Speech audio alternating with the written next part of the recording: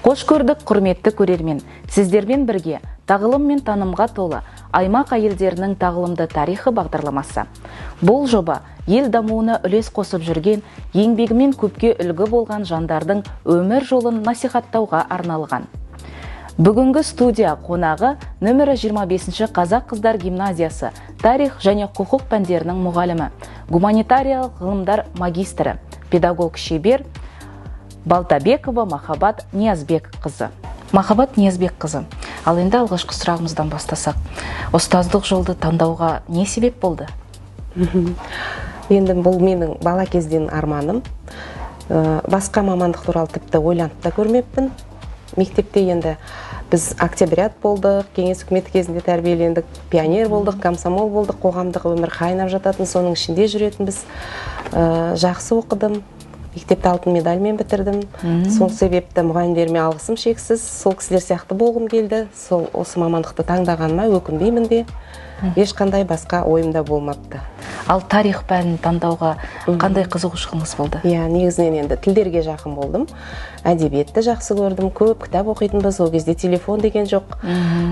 Бірақ енді мектеп бітірер кезде әкем өте ақылды адам. Сол кісінің кеңесіне құлақ түрдім. Ол кісі айтты: балам, мынау райком деген тарих пәнін бітіргендер болады, партком дегендер тарих пәнін бітіргендер болады деп қалжыңдап. Бірақ та расымен де біз енді 90-шы жылдардың басына қарай бітірдік. Сол кезде кеңес үкіметінің ыдырап жатқанына қарамастан, тарих факультетінің, біздің факультетіміздің жатақханасы да бөлек болды, біраз жеңілдіктері де болды дегендей, перспективасы бар деп, сол әкемнің берген кеңесі бойынша тарих мамандығына түскен болатынмын. Және өте жақсы болыпты деп ойлаймын. Қазір енді мамандығымды жақсы көремін. Өте керемет. Менің білуімше 2023 жылы сіз үздік педагог атандыңыз. Осы жайында сөйлессек. Ол үздік педагог деген конкурс біздің Қазақстан педагогтерінің кәсіби құзыреттілігін, шеберлігін, теориялық білімінің барлығының бір үйлескен шеберлік шыңының бағасын беретін конкурс 2012 жылдан бастап өткізіледі. Енді біз ол жылдары, мен ол туралы оқып жүрдім ақпарат беттерінен, бірақ та қатысуға өзімде бір блоктар болды, әлі дайын емес сияқты болып. Енді кейінгі соңғы 3 жыл мен қатыса бастадым. Бірінші жылдар, алғашқы жыл қатысқанда портфолио дейміз оны, қағаздарымызды, құжаттарымызды папка, қағаз түрінде облыстық басқармаға, инновациялық орталыққа тапсыратынбыз. Онан кейінгі 2 жылдар уже электронды түрде бола бастады. Кез келген мұғалім қатыса алады. Әркім өзі тіркеліп, сайтқа соған өзінің құжаттарын, жетістіктерін оқушыларының өзінің жүктейді. Сол бойынша облыстық кезең болады, одан кейін республикалық кезең болады. Мен 3 жыл қатарынан құжаттарым тапсырып, 3-ші жыл дегенде осы атақ марапат маған бұйырды. Рахмет, алғысым шексіз. Ол менің ұжымымның қолдауы, оқушыларымның, шәкірттерімнің жетістіктерінің нәтижесінде мүмкін болды. Осы барлық әріптестеріме тілектеспін, осындай конкурстарға қатысуға шақырамын, үндеймін. Өте керемет. Ал енді ұлттық құндылықтарға негізделген тәрбие беру сіздің мақсаттарыңыздың бірі болып табылады.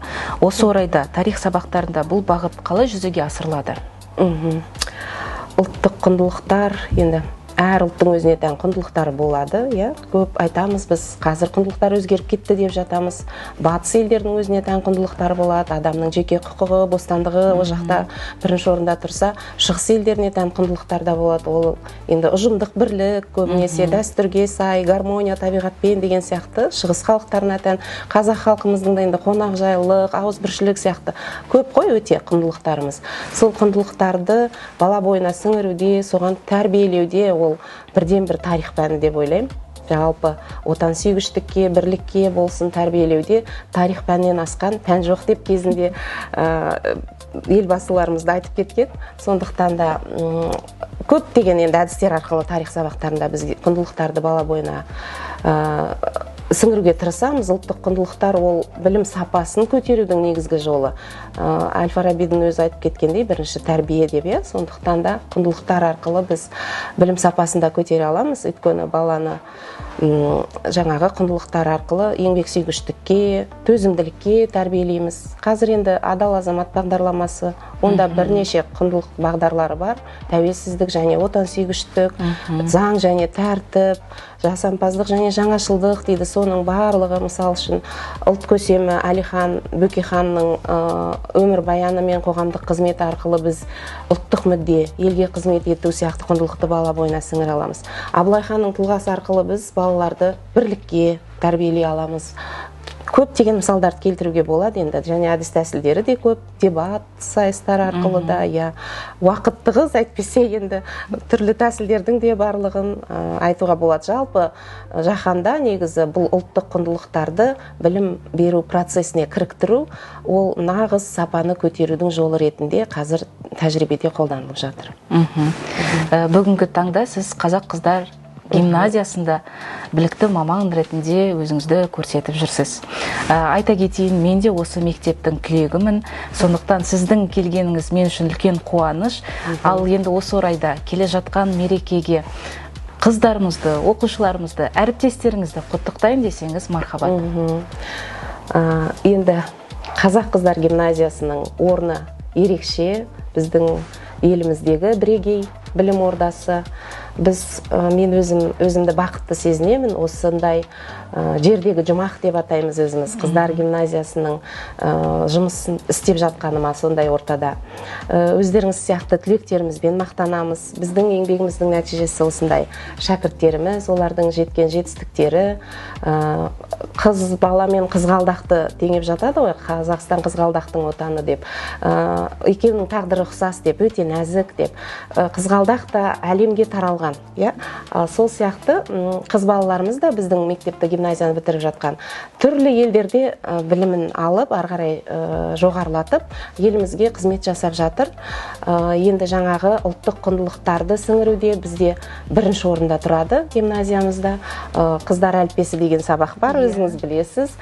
Сол арқылы біз ұлттық рухта тәрбиелейміз және заманауи тенденциялармен бірлікте тәрбиелеп, сондай бір керемет тұлғаны жасап шығаруға қызмет жасаймыз. Осы Қазақ қыздар гимназиясының ұжымын, шәкірттерімді, бүкіл қыз келіншектерді, аруларды 8 наурыз мерекесімен құттықтаймын. Әлемдегі барлық жақсы қасиеттің, дүниенің барлығы ананың сүтімен күннің көзінен жаратылған деп Мүсірепов атамыз айтқан ғой. Сондықтан осы сөзге барлығы сыйып тұр. Мерекелеріңіз құтты болсын. Махаббат Ниязбекқызы, уақыт тауып студиямызға келгеніңізге үлкен рахмет. Еңбегіңіз жемісті болсын. Сіздерге де рахмет, шығармашылық табыс тілеймін. Құрметті көрермендер, әйел өмірдің шуағы, тәрбиенің бастауы. Осындай аяулы жандар аман болып, әр шаңырақта шаттық пен береке салтанат құрсын. Келесі кездескенше аман, сау болыңыздар.